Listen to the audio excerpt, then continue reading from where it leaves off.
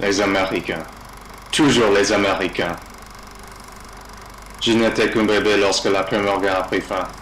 Mais les Américains étaient ici. Ils ont combattu les Boches un peu. Et nos enfants sont allés avec eux pour le chocolat.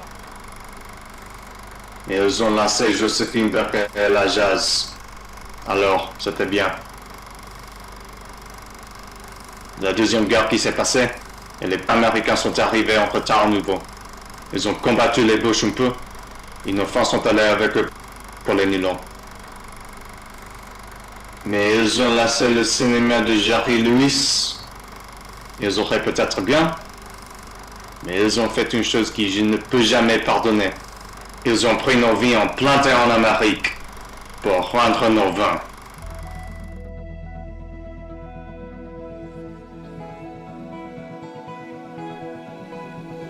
Gary Eberly came back from a trip to Europe with some vines in a suitcase, often referred to as suitcase clones, and he planted them and started making some of the earliest Syrah here in California.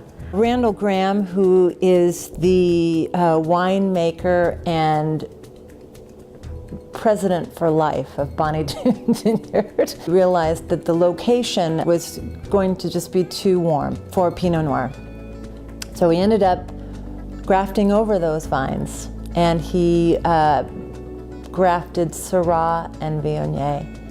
And that was his very first vintage of what is our flagship wine called Le Cigare Volant, or the Flying Cigar.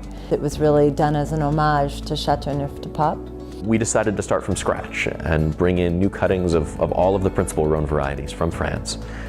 We waited 3 years for them to be cleared by the US Department of Agriculture. You aren't allowed to bring in thousands of vines through the quarantine process. You're allowed to bring in 6 of each type. And then when you get them through the quarantine process, then you've got to reproduce those vines. You plant them in pots, you grow them, you get cuttings off of those individual vines every year, and you end up growing exponentially, but it still takes a while to get to the thousands you need to plant your vineyard when you start with 6. It's unusual for an American organization, I think, to have a name that's based on a French place. But it really does sum up what this group of growers is doing. The people who are in the Rhone Rangers, they're all like their wine. They enjoy life, they like fun, they like easy drinking wines. Passionate Mavericks. That characterizes so many of our winemakers. A community of kind of like-minded iconoclasts, if that's not a contradiction in terms. They wanted to make great Rhone-style wines, even in the face of a tidal wave of American consumers choosing to order a glass of Chardonnay or Cabernet because it was easy. And we're an education organization made up of over 100 wineries in the United States. And what we have in common is that we grow Rhone varieties. The grapes that we make into wine come from the south of France, originally from the Rhone Valley. We do things like wine tastings. We have great information on our website. And we also offer scholarships to graduate students all over the country.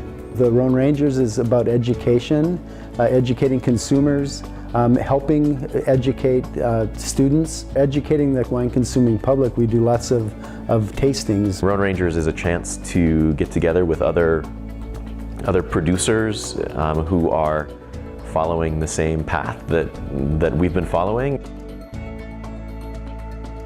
There's this deep connection, I think, to the earth itself that you really taste in Rhone wines. Rhone wines are food friendly. They go well with lots of different dishes, especially what we do so well here in California, kind of a blend of Mediterranean and French cuisine and with an American flair. They kind of show off the sunshine, so all that bright fruit intensity. It's just, do you like the flavor? Do you like what it tastes like? These are world-class varieties. Endless nuance. I love the diversity of the Rhone grape varieties. I think that there's a large spectrum, let's say, of possibility and flavor profiles within those Rhone grape varieties. People ask me to describe American Rhone wines, and I describe it like this. They're kind of like your favorite Uncle Harry, who knows you're stealing beer out of his refrigerator, but would never rat you out to your parents. They're fun wines, they're easy drinking wines, and because there's 22 different ones, which can be enjoyed individually or in a blend, they'll go with virtually anything. They're perfect for formal dinners, backyard barbecues, or just getting your girlfriend to go home with you tonight. The white Rhone varieties are such beautiful, complementary wines to the spices and the flavors of Asian foods. If you find a white Rhone variety that you love, go out and buy 2 cases of it right away.